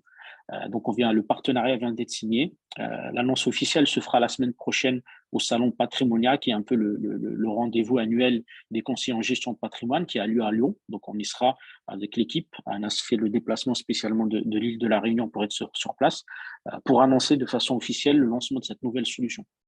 Donc, c'est une révolution. Pourquoi? Parce qu'elle permet déjà aux chefs d'entreprise qui souhaitent mettre en place ce type de contrat, qui bénéficient quand même d'un cadre pareil social plutôt. Là, on va plutôt parler du côté social assez avantageux. Je te prends un exemple très simple. Tu es chef d'entreprise, tu souhaites verser une prime à un de tes salariés. Si tu lui verses son salaire, si tu payes 1000, il va toucher 500. Tu es chef d'entreprise, tu souhaites toujours verser une prime à ton salarié, tu passes par un plan d'épargne entreprise ou un plan d'épargne retraite collectif, tu lui verses 1000, il va toucher 900. Donc, tu vois, l'économie, elle est quand même assez conséquente. Oui. Tu passes de 900 à 1000. Ça. Et ce qui est quand même intéressant, c'est qu'en tant que chef d'entreprise, tu peux aussi en bénéficier toi-même de ces avantages-là. Donc, ça te permet aussi de pouvoir bénéficier d'un cadre fiscal avantageux, de sortir du cash de ton entreprise en passant par ces mécanismes-là. Typiquement, voilà, dans la pratique, il y a beaucoup de médecins qui montrent des sociétés avec leurs épouses, avec leurs collègues, parce qu'il faut avoir un salarié minimum pour pouvoir mettre en place ça. Et ça leur permet là aussi d'optimiser. Là, on optimise plutôt la fiscalité sur le revenu. C'est plus la fiscalité personnelle, mais plus la fiscalité de l'entreprise. Ça permet de sortir une rémunération avec un forfait social assez intéressant. Et là aussi, le régulateur a mis en place ces choses-là pour inciter les personnes à épargner, puisque cette épargne est utilisée, comme je le disais tout à l'heure, elle est investie dans l'économie réelle, elle permet de créer de l'emploi, de créer des choses. Donc, la contrepartie de l'avantage social, enfin sur le forfait social qu'on va avoir, derrière, on estime que ça va impacter l'économie. Et donc, ça, c'est une révolution. Je pense que, pareil, hein, comme le plan d'épargne retraite individuelle, c'est quand même quelque chose d'assez extraordinaire aujourd'hui. Et ce qu'on a réussi à faire avec ce partenaire-là, c'est que l'entreprise qui met en place ce contrat, les clients qui recherchent, enfin plutôt ces salariés qui recherchent des solutions d'épargne de conviction, que ce soit sur l'aspect performance éthique, gestion pilotée qu'on fait pour eux, ou bien qui recherchent l'aspect conformité avec l'éthique musulmane, peuvent prendre la partie pérennis. Et ceux qui ne sont pas animés par ces critères-là, par plutôt ces convictions-là, ils peuvent prendre la partie qui est classique. En fait, on va retrouver des obligations. Et en fait, nous, Pérennis, on ne s'occupera pas de cette partie-là. C'est-à-dire que le partenaire, qui lui est une institution lambda, gérera cette partie non éthique. Nous, on n'y touche pas, on n'intervient pas dessus. Et en gros, l'offre, elle permet de toucher tout le monde. C'est-à-dire qu'un chef d'entreprise aujourd'hui qui a plusieurs salariés qui souhaitent mettre en place un produit, il ne pourra pas dire non, je ne prends pas l'offre de Pérennis parce qu'il n'y a pas d'obligation, parce que ça touche ça s'adresse à un type de salarié particulier. Là, il a en fait le choix. Nous, on vient juste proposer une offre dans l'offre qui est accessible à ceux qui souhaitent aller vers ça, ou bien diversifier, ou bien qui veulent du rendement, une gestion pilotée. Donc, c'est pour ça qu'elle est assez extraordinaire, parce qu'elle va permettre à la fois de répondre aux chefs d'entreprise de confession musulmane qui souhaitent mettre ça en place pour leurs salariés. L'objectif de ce type de mécanisme, au-delà de l'aspect forfait social avantageux, c'est aussi de fidéliser les salariés, de les intéresser. Voilà, quand vous avez des conditions, on sait que les gens regardent ce type de choses. Quand vous avez une entreprise et que vous avez un plan d'épargne retraite collectif, un plan d'épargne entreprise, que vous distribuez l'intéressement, la participation, qui a, comment dire, un cadre général pour le salarié, le salarié est plus fidèle, il est plus impliqué, il contribue davantage à la réussite de l'entreprise, parce que derrière, quand ça se passe bien, lui aussi, ça se passe bien pour lui. Donc, c'est à la fois un outil de fidélisation, un outil de conquête de salariés compétents, et puis c'est aussi un outil qui permet de mieux rémunérer, d'économiser en termes de charges, et de s'auto-rémunérer aussi en tant que chef d'entreprise. Donc, ces plans d'épargne entreprise, ils sont utilisés comment techniquement par les chefs d'entreprise? C'est pour attribuer des bonus annuels ou n'importe quand? Comment c'est utilisé techniquement? Donc, ils ont leur salaire qui reste Exactement. le même. Mais à côté, du coup, ils ont le choix. Ils ont le choix de pouvoir ajouter ça. Exactement. En fait, au final, c'est des conventions qui se mettent en place, des conventions qu'on signe. Dedans, on va déterminer les conditions les conditions qui vont permettre à ce que tel ou tel salarié touche cette prime ou ce bonus. Et au final, quand l'entreprise va réaliser ses objectifs ou faire ses chiffres, ça va déclencher ce montant-là. Et après, c'est au prorata, hein, c'est en fonction du cadre, comment dire, selon du poste, de l'ancienneté. Donc, il y a plein de choses qu'on peut prendre en considération et qui permettent de déterminer combien va toucher chaque personne par rapport à son implication, Et donc, il y a ça. Il y a aussi l'abondement, c'est-à-dire que l'entreprise peut mettre en place un abondement. L'abondement, ça consiste à dire que si toi, de façon volontaire, tu décides de verser une partie de ton salaire sur le plan d'épargne entreprise, bah, la société peut te dire, OK, si tu mets 100, bah, moi, je te rajoute 50. Et donc, ça aussi, bon, moi, j'ai vu bon, malheureusement, c'était à l'époque, c'était pas forcément conforme, mais bon, les gens n'étaient pas forcément conscients. Donc, c'était aussi l'occasion quand ils venaient pour un financement immobilier, de leur dire que ce type de contrats ne sont pas forcément conformes. Mais moi, j'ai eu des personnes qui ont constitué leur rapport pour l'achat de leur résidence principale via la Murabaha, principalement grâce à leur plan d'épargne entreprise et à l'abondement de leur employeur. Il y a aussi tout ce qu'on appelle le compte épargne-temps. On sait aujourd'hui, voilà, sur les heures sup, ce que tu peux faire en plus et autres. Il y a des mécanismes qui permettent de transférer quand tu n'as pas pris ces RTT, quand tu n'as pas pris ces journées Ah oui. en gros pot. Bah, il y a des mécanismes qui vont te permettre de transformer ce temps en argent et de le verser sur ton plan d'épargne entreprise. Bon, D'accord. pour te faire simple, le plan d'épargne retraite individuelle qu'on a, il permet aussi de récupérer les plans d'épargne retraite collectifs que les clients ont auprès de leur employeur. Et aujourd'hui, une bonne partie de notre collecte sur cette année, en tout cas, provient de ça. C'est-à-dire qu'on récupère des 40, des 50 000 euros que les gens ils ont eu, surtout quand ils sont dans des grands groupes, grâce à cette épargne-là. Et là, aujourd'hui, eux, pourquoi ils ferment? Parce qu'en fait, ils veulent aller vers des choses éthiques. Donc, ils ferment leur plan d'épargne entreprise, retraite collective, pardon, pour venir chez nous dans le Périn, puisqu'on peut les récupérer.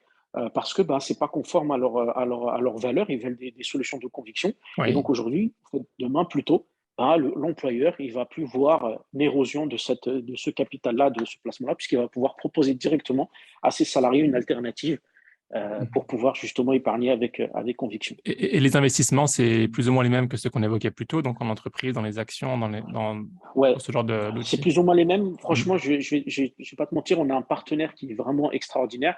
On va avoir accès à beaucoup plus d'instruments, puisque c'est un partenaire de luxembourgeois qui est installé au Luxembourg. Bien sûr, de droit français, tout est bien structuré. Mais en réalité, via le Luxembourg, on va avoir accès à beaucoup plus de fonds. Donc, ce qui fait que la gestion, elle sera encore. Alors, déjà, la gestion du Périn est très bien. Mais là, la gestion qu'on va avoir sur le plan d'épargne retraite collectif et le plan d'épargne entreprise va encore être meilleure, Inch'Allah, parce qu'on va avoir accès à beaucoup plus de fonds, notamment à des fonds internationaux. Euh, en fait, c'est vraiment une solution clé en main avec une application, c'est-à-dire que le salarié, il aura une application Perinis sur son portable. Il pourra voir tout de suite où est-ce qu'il en est par rapport à ses placements, par rapport à son abondement. Il peut tout de suite décider directement de verser de l'argent sur. Là, je te donne des infos en avant-première. Il pourra décider, par exemple, avec Apple Pay. Voilà, il reçoit une prime ou un truc, enfin quelque chose sur son compte. Il a envie de le verser sur son plan d'épargne retraite collectif ou son plan d'épargne entreprise. Il peut le faire directement via son portable. Donc là, on arrive vraiment sur des choses encore, voilà, des prouesses assez technologiques, assez importantes et un service vraiment de qualité, conforme à l'éthique musulmane, de conviction et de qualité qui sera proposé, Inch'Allah. Ouais.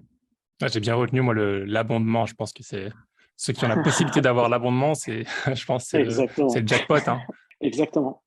Et c'est vraiment une solution clé en main. C'est-à-dire que même pour le chef d'entreprise, en fait, toute cette partie rédaction des accords de convention, mise en place, ratification, toutes ces choses-là, on s'en occupe en fait. C'est-à-dire que Perinis se chargera de vraiment lui donner, pour celui qui le souhaite, hein, qui souhaite faire passer par nos documents, on a vraiment toute une panoplie de documents réglementaires et juridiques qui lui permettent assez rapidement de rentrer dans des choses standards qui protègent le salarié et l'employeur et qui permettent de mettre assez rapidement une convention et mettre en place de l'épargne salariale assez rapidement. Ouais.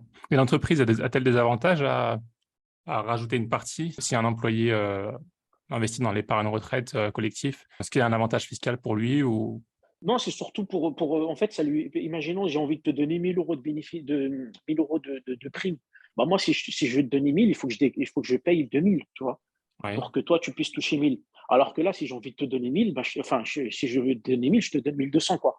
Tu vois, donc Ouais. en termes de coût pour une prime, surtout pour les personnes importantes de l'entreprise, celles qu'on veut fidéliser, qu'on veut garder, voilà, qui produisent Ah, et d'accord. qu'on veut fidéliser, bah, c'est quand même assez important parce qu'au final, ça permet de dépenser beaucoup moins et que lui, il touche vraiment cette prime-là directement. Et ça, Ouais, c'est assez intéressant, puisque ça, en fait, il ne faut pas raisonner. Là, on raisonne de l'autre côté. J'ai envie que le salarié touche 2 000 euros de prime dans sa poche, tu vois. ouais, d'accord, Parce ok, que je tout à vois. l'heure, on a Hmm. raisonné, je verse 1000 et touche 500. Tu vois, un salarié, tu le rencontres en fin d'année, tu lui dis, écoute, je te donne 500 euros de prime nette. Si c'est donné, il a vraiment performé, tu vois, c'est pas top. Mais quand tu lui dis, j'ai versé 2000 euros, mais bon, ça passe par ton. Tu vois, déjà, 2000, c'est déjà beaucoup Ouais. plus que 500. Bah, après, ça passe par le plan d'épargne entreprise, c'est bloqué pendant 5 ans. Il y a des cas de déblocage aussi, mais quand même, 5 ans, c'est pas Hmm. loin. Et te dire, je touche 2000 euros dans 5 ans ou je touche 1000 euros tout de suite, bon, il y en a qui vont te dire, je Hmm. touche 1000 euros tout de suite, ça dépend de la situation de la personne. Mais généralement, on va plutôt se dire, je touche 2000 euros dans 5 ans. Ouais. Et c'est investi, c'est-à-dire que 2000 euros, potentiellement plus parce que l'argent travaille En pendant plus, ouais. ces 5 ans. Exactement. Ouais, c'est un très bel outil. En tout cas, ça a l'air d'être un très bel outil. Et pour, est-ce que c'est possible d'aller voir son directeur des ressources humaines ou de sa propre entreprise pour essayer de pousser et pour qu'il puisse proposer cet outil financier? Exactement, exactement, c'est possible. Bon, après, pour l'instant, on n'a pas encore tout préparé. Là, l'idéal, on a déjà, pour être tout à fait honnête avec toi, puisque, comme je te le dis, maintenant, on commence avec 10 ans d'existence, on a quand même une base de données assez solide en termes de chefs d'entreprise, de cadres et de salariés de façon générale.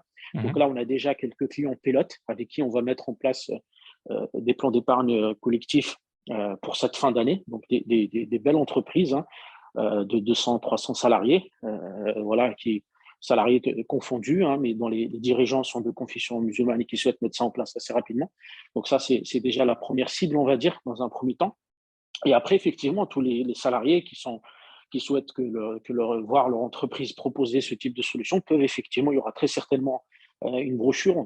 Le site est en train d'être revu pour intégrer cette partie épargne salariale. Il y aura très certainement une brochure qu'ils pourront directement télécharger, qui expliquera l'offre et où il y aura nos coordonnées. Ils pourront se mettre en contact directement avec nos conseillers, donc nos conseillers spécialisés dans l'épargne salariale, et qui pourront directement les contacter, venir présenter l'offre. Et puis, ben, si tout est OK, la mettre en place. Mais effectivement, c'est possible. C'est tout à fait possible. Il ne faut pas hésiter à en parler. C'est une Mhm. offre, comme je le disais, qui peut s'adapter à tout le monde, qui permettra à ceux qui recherchent des solutions de conviction sans rendement liées à des instruments de dette de trouver leur compte. Et aux autres, ils pourront aussi continuer à épargner comme eux, ils avaient l'habitude de le faire sans souci. Très bien. Bah, écoute, Hassan, j'en ai terminé avec les grandes questions par rapport à cet épisode. Si les auditeurs ont des questions, ils veulent investir ou quoi que ce soit, où est-ce que tu les rediriges? Alors, pour me contacter, c'est ça? Ou plutôt pour. Pour te contacter, s'ils veulent investir, est-ce qu'ils doivent passer par Ah oui.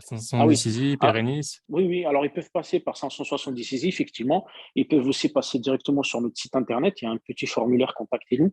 Donc, ils verront, hein, ils peuvent choisir OK. le besoin. Donc, ça peut être de l'épargne collective, de l'épargne individuelle.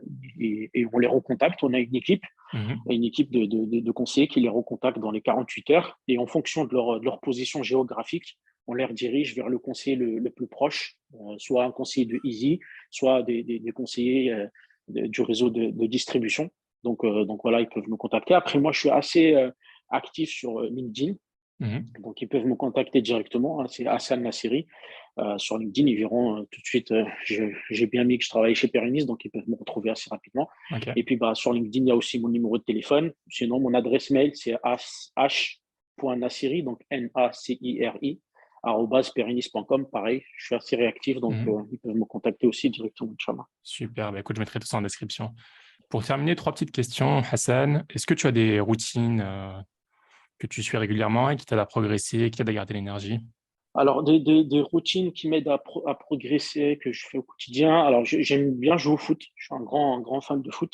Ouais. Donc, j'essaye de maintenir un five ou deux par semaine avec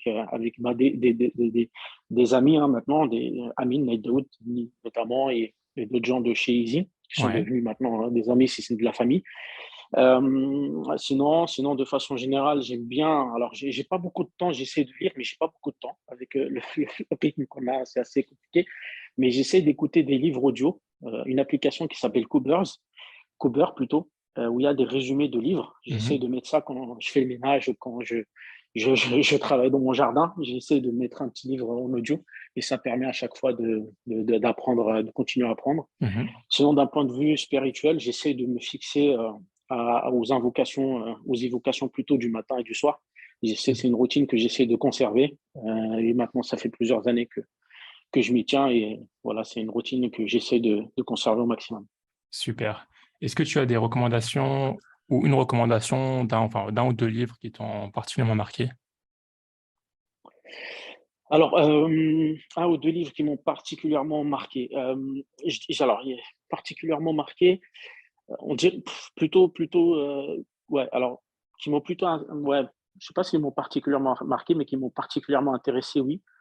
Parce que ceux qui m'ont marqué, bah, c'est généralement plutôt relié à notre religion, mais sinon qui m'ont particulièrement intéressé, il y a la stratégie du dauphin de Dudley Lynch. Et je ne sais pas si tu l'as déjà, si tu as Non. déjà eu l'occasion de le. Assez intéressant. C'est surtout pour les managers, pour les personnes qui dirigent des entreprises ou qui se lancent dans l'entrepreneuriat ou surtout qui managent des personnes. C'est assez intéressant. En gros, l'idée, c'est que dans la vie, il faut être un dauphin.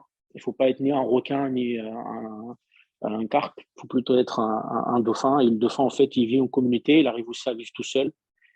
C'est quelqu'un qui est dans l'océan, mais qui essaie d'avoir son territoire et d'évoluer dans son territoire. Et je pense qu'il y a quand même dans ce livre des choses assez intéressantes d'un point de vue qu'on peut aussi répliquer sur notre éthique, nos valeurs, à savoir qu'on ne peut pas se faire tout seul, on a besoin des autres. Mais on doit aussi prendre en considération tout ce qui est autour de nous. Donc, on ne peut pas vivre qu'en communauté. On est une communauté, mais on vit aussi avec d'autres communautés. On interagit avec d'autres personnes et tout ça doit être pris en considération dans notre évolution au quotidien. Et ça rejoint un peu ce que j'ai dit par rapport à Périnis et notamment au fait que les valeurs promues par la finance conforme à l'éthique musulmane, finalement, tout le monde peut s'y retrouver à un moment donné. Et typiquement, avec le plan d'épargne entreprise et le plan d'épargne retraite collectif, où on a essayé de faire en sorte à ce que chacun puisse choisir ce qui lui convient le mieux et qu'au final, il puisse voilà, avoir une alternative s'il le souhaite ou s'il ne le souhaite pas. Donc, je trouve ça assez intéressant et les leçons qui sont dedans sont assez intéressantes pour toute personne qui souhaite se lancer dans l'entrepreneuriat aussi, puisqu'au final, ça revient sur le fait qu'il ne faut pas essayer de. Tu vois, typiquement, pour finir encore par rapport à notre secteur, là, il y a des gens aujourd'hui qui pensent qu'il faut. Moi, quand je parle avec des personnes par le passé, des clients, ils nous disent: ouais, mais pourquoi vous ne lancez pas une banque? Pourquoi est-ce que vous ne faites pas une banque? Pourquoi est-ce qu'il n'y a pas de banque? Tu vois, bon, je pense qu'ils ne savent pas ce qu'il faut pour faire une banque. Ça, c'est la première chose. Et puis, en fait, ce qu'il faut se dire, c'est qu'on commence généralement petit. C'est-à-dire, il faut essayer de cibler ton marché, avancer avec ton marché. Et petit à petit, en fait, automatiquement, ça va suivre. Et dans ce livre-là, bon, c'est ce qu'on explique exactement. C'est que tu peux pas tout de suite arriver et proposer quelque chose pour l'océan. Tu dois proposer quelque chose pour ton petit bassin. Et après, ton petit bassin va s'agrandir petit à petit jusqu'à ce que tu puisses aller après dans le grand océan. Mais tu ne viens pas avec un océan directement. Et donc là, c'est C'est à peu beau. près pareil. Donc, on commence petit, on essaie de fabriquer des petites choses. On les teste, on recommence, on reteste, on recommence. Et petit à petit, on regarde derrière, on voit qu'on a fait du chemin. Et on voit que ça continue, ça grossit. Et petit à petit, il y aura assez de produits et la banque viendra peut-être. Mais on ne commence pas par la banque, on commence toujours par petit. Très bien. La dernière question, mais tu as déjà répondu, c'est comment te suivre, te contacter. Donc, tu disais LinkedIn, tu as donné ton email, ton adresse email que je mettrai en description, Inch'Allah, et ton numéro de téléphone aussi sur LinkedIn. Exactement, il y a mon Donc, je numéro de pense que téléphone. voilà. Assez joignable. Donc, n'hésitez surtout pas. Si vous n'êtes pas de passage à Paris, on est à côté de la mosquée de Paris, rue Poliveau, donc pas loin du jardin des plantes. Voilà, n'hésitez surtout pas. Un café, un déjeuner, avec grand plaisir. Excellent. Écoute, Hassan, je te remercie beaucoup pour ton temps. Ça a été une longue interview. Les interviews autour de la finance islamique, c'est toujours assez long. Il y a tellement de choses intéressantes à développer. Mais là, je pense que c'était nécessaire avec tous les produits financiers super intéressants que vous avez. Et puis, si parmi les auditeurs, vous avez des questions pour développer un peu tout ça, n'hésitez pas à contacter encore une fois les conseillers, donc Hassan directement, ou bien aller voir un conseiller de 570 Easy ou de Pérénis. Et ils se feront un plaisir de vous orienter, Inch'Allah. Inch'Allah. Sinon, Hassan, je te souhaite tout le meilleur. Que Dieu mette la baraka dans votre entreprise, dans vos projets et vous facilite le développement de vos projets, Inch'Allah. Donc là, au fait, pareillement, je te fais les mêmes doigts, qu'Allah mette la baraka dans ton podcast, dans ta vie de façon générale, dans ta famille, et qui compte tout ça parmi Amin. nos bonnes œuvres. Ajma'in. Hassan, je te dis à bientôt, Inch'Allah. J'espère te rencontrer à Paris quand je passerai cette fois. J'ai un contact de plus à Paris à rencontrer. Avec grand plaisir. On se rencontrera sûrement avec Amine, hein, et Anas Avec grand dans le plaisir. coin. Ceux qui m'ont déjà rencontré te le diront, je connais des très très bonnes adresses. Je suis un grand gourmand. Donc on ira se faire un Ah, bon resto, Inch'Allah. c'est bon ça. J'aime entendre ça. Merci beaucoup, Hassan. À très vite. Merci à Salam toi. alaikum. Salam alaikum. Si cet épisode t'a plu, je te propose de le partager à 3 personnes de ton entourage, à noter le podcast 5 étoiles sur Apple Podcast et à invoquer Dieu pour qu'Allah mette la baraka dans cette initiative. À bientôt, Inch'Allah. Salam alaikum.